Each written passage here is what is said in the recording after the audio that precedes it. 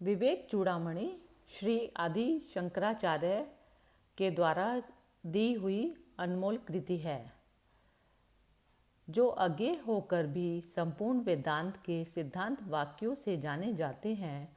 उन परमानंद स्वरूप सद्गुरुदेव श्री गोविंद को मैं प्रणाम करता हूँ। जीवों को प्रथम तो नर जन्म ही दुर्लभ है, उससे भी पुरुषत्व और उससे भी ब्राह्मणत्व का मिलना कठिन है। ब्राह्मण होने से भी वैदिक धर्म का अनुगामी होना और उससे भी विद्वत्ता का होना कठिन है।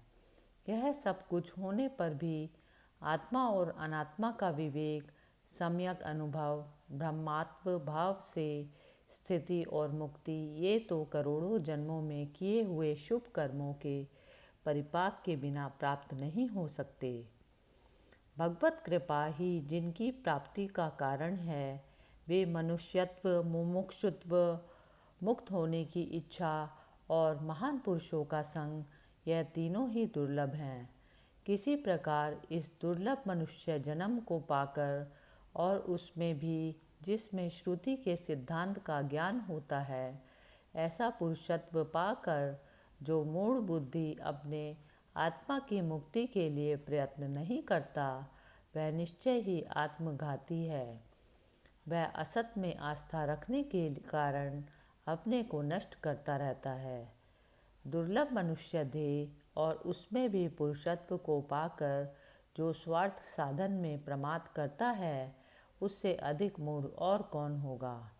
भले ही कोई शास्त्रों की व्याख्या करे, देवताओं का यजन करे, नाना शुभ कर्म करे अथवा देवताओं को भजे, तथापि जब तक ब्रह्म और आत्मा की एकता का बोध नहीं होता, तब तक 100 ब्रह्माओं के बीत जाने पर भी मुक्ति नहीं हो सकती।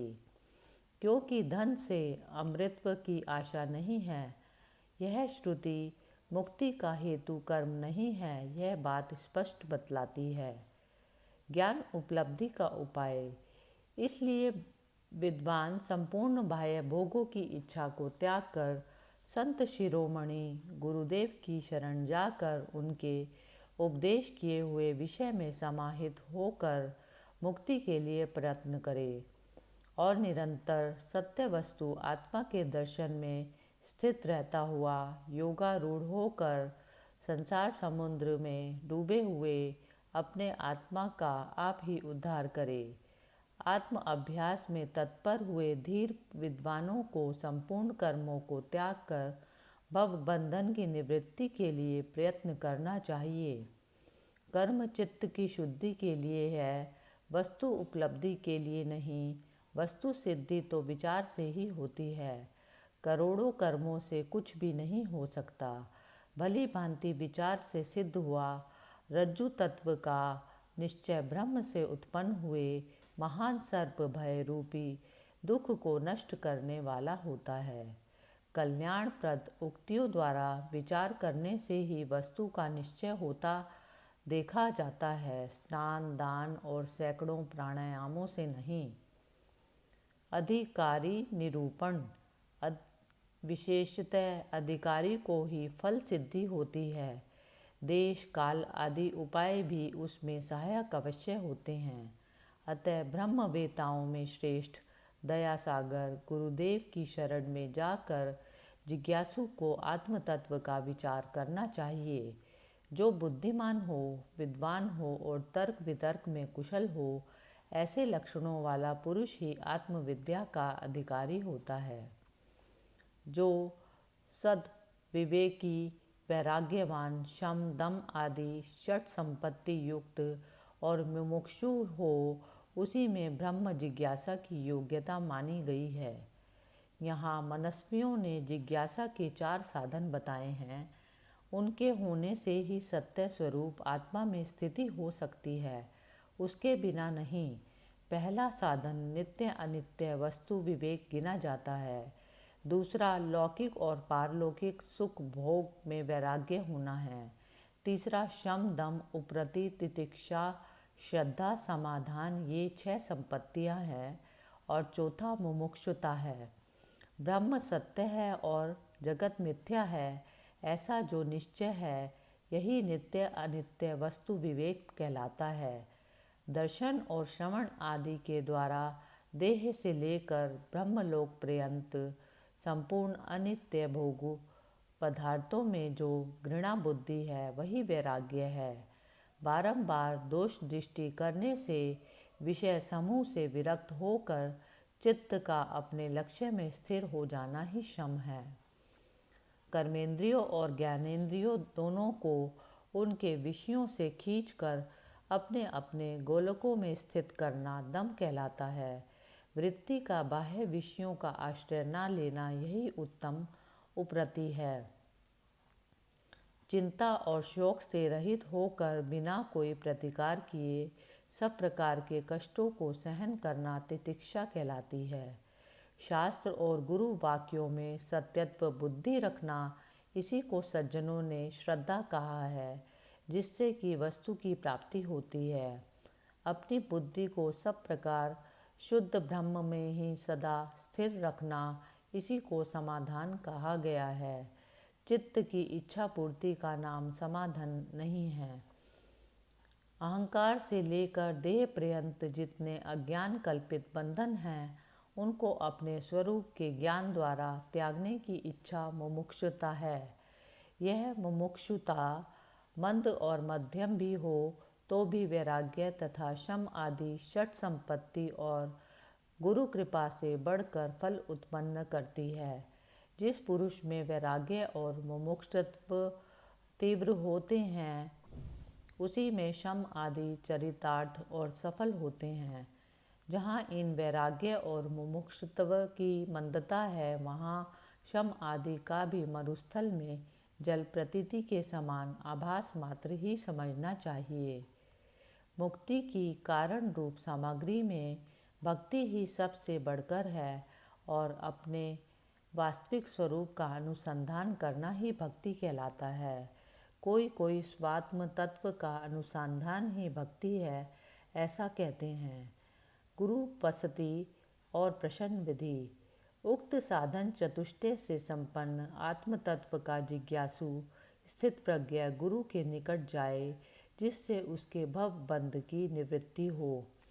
जो श्रोत्रिय हो, निष्पाप हो, कामनाओं से शून्य हो, ब्रह्मवेत्ताओं में श्रेष्ठ हो, ब्रह्मनिष्ठ हो, ईंधन रहित अग्नि के समान शांत हो, अकारण दया सिंधु हो और शरणापन्न सज्जनों के बंधु हों, उन गुरुदेव की विनीत और विनम्र सेवा से भक्तिपूर्वक आराधना करके उनके प्रसन्न होने पर निकट जाकर अपना ज्ञातव्य इस प्रकार पूछे। हे शरणागत वत्सल करुणा सागर प्रभु, आपको नमस्कार है। संसार सागर में पड़े हुए मेरा आप अपनी सरल और अतिशय कारुण्य अमृत वर्षिणी कृपा कटाक्ष से उद्धार कीजिए। जिससे छुटकारा पाना अति कठिन है, उस संसार दावानल से दग्ध तथा दुर्भाग्य रूपी प्रबल प्रभंजन से अत्यंत कंपित और भयभीत हुए मुझ शरणागत की आप मृत्यु से रक्षा कीजिए, क्योंकि इस समय मैं और किसी शरण देने वाले को नहीं जानता। भयंकर सागर संसार सागर से स्वयं उत्तीर्ण हुए और अन्य जनों को भी बिना कारण ही तारते तथा लोकहित का आचरण करते अति शांत महापुरुष ऋतुराज वसंत के समान निवास करते हैं। महात्माओं का यह स्वभाव ही है कि वे स्वतः ही दूसरों का श्रम दूर करने में प्रवृत्त होते हैं। सूर्य के प्रचंड तेज से संतप्त पृथ्वी तल को चंद्रदेव स्वयं ही शांत कर देते हैं। हे प्रभु, प्रचंड संसार दावानल की ज्वाला से तपे हुए इस दीन शरणापन्न को आप अपने ब्रह्मानंद सानुभव से युक्त परम पुनीत सुशीतल निर्मल और वाक रूपी स्वर्ण कलश से निकले हुए श्रवण सुखद वचना अमृतों से सींचिए। वे धन्य हैं जो आपके एक क्षण के करुणा में दृष्टिपथ के पात्र होकर अपना लिए गए हैं। मैं इस संसार समुद्र को कैसे तरूँगा? क्या मेरी गति होगी? उसका क्या उपाय है यह मैं कुछ नहीं जानता प्रभु। कृपया मेरी रक्षा कीजिए और मेरे संसार दुख के क्षय का आयोजन कीजिए। उपदेश विधि। इस प्रकार कहते हुए अपनी शरण में आए संसार अनल संतप्त शिष्य को महात्मा गुरु करुणामयी दृष्टि से देखकर सहसा अभय प्रदान करे। शरणागति की इच्छा वाले उस मुमुक्षु आज्ञाकारी शांतचित क्षमादि संयुक्त साधु शिष्य को गुरु कृपया तत्व उपदेश करे। श्री गुरु वाच। गुरु हे विद्वान तू डर मत, तेरा नाश नहीं होगा। संसार सागर से तरने का उपाय है। जिस मार्ग से यति जन इसके पार गए हैं वही मार्ग मैं तुझे दिखाता हूँ। संसार रूपी भय का नाश करने वाला कोई एक महान उपाय है जिसके द्वारा तू संसार सागर को पार करके परमानंद प्राप्त करेगा। वेदांत वाक्यों के अर्थ का विचार करने से उत्तम ज्ञान होता है जिससे फिर संसार दुख का आत्यंतिक नाश हो जाता है। श्रद्धा भक्ति ध्यान और योग इनको भगवती श्रुति मुमुक्षु की मुक्ति के साक्षात हेतु बतलाती है। जो इन्हीं में स्थित हो जाता है उसका अविद्या कल्पित देह बंधन से मोक्ष हो जाता है। तुम परमात्मा का अनात्म बंधन अज्ञान के कारण ही है और उसी से तुझको जन्म मरण रूप संसार प्राप्त हुआ है। अतः उन आत्मा और अनात्मा के विवेकी से उत्पन्न हुआ बोध रूप अग्नि अज्ञान के कार्य रूप संसार को मूल सहित भस्म कर देगा। प्रश्न निरूपण।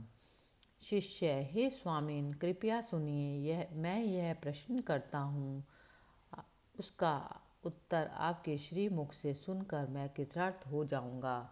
बंध क्या है, यह कैसे हुआ, इसकी स्थिति कैसे है और इससे मोक्ष कैसे मिल सकता है। अनात्मा क्या है, परमात्मा किसे कहते हैं और उनका विवेक कैसे होता है, कृपया यह सब कहिए। शिष्य प्रशंसा। गुरु तू धन्य है, कृतकृत्य है, तेरा कुल तुझसे पवित्र हो गया क्योंकि तू अविद्या रूपी बंधन से छूटकर ब्रह्म भाव को प्राप्त होना चाहता है। स्व प्रयत्न की प्रधानता। पिता के ऋण को चुकाने वाले तो पुत्र आदि भी होते हैं परंतु भव बंधन से छुड़ाने वाले अपने से भिन्न और कोई नहीं है। जैसे सिर पर रखे हुए बोझ का दुख और भी दूर कर सकते हैं परंतु भूख प्यास आदि का दुख अपने सिवा और कोई नहीं मिटा सकता। अथवा जैसे जो रोगी पथ्य और औषध का सेवन करता है उसी को आरोग्य सिद्धि होती देखी जाती है, किसी और के द्वारा किए हुए कर्मों से कोई निरोग नहीं होता। वैसे ही विवेकी पुरुष को वस्तु का स्वरूप भी स्वयं अपने ज्ञान नेत्रों से ही जानना चाहिए, किसी अन्य के द्वारा नहीं। चंद्रमा का स्वरूप अपने ही नेत्रों से देखा जाता है, दूसरे के द्वारा क्या जाना जा सकता है। अविद्या कामना और कर्म आदि के जाल के बंधनों को 100 करोड़ कल्पों में भी अपने सिवा और कौन खोल सकता है। आत्मज्ञान का महत्व। मोक्ष ना योग से सिद्ध होता है, ना सांख्य से, ना कर्म से और ना विद्या से। यह केवल ब्रह्म आत्मक्य बोध, ब्रह्म और आत्मा की एकता के ज्ञान से ही होता है और किसी प्रकार से नहीं। जिस प्रकार वीणा का रूप लावण्य तथा तंत्री को बजाने का सुंदर ढंग मनुष्यों के मनोरंजन का ही कारण होता है, उससे कुछ साम्राज्य की प्राप्ति नहीं हो जाती, उसी प्रकार विद्वानों की वाणी की कुशलता, शब्दों की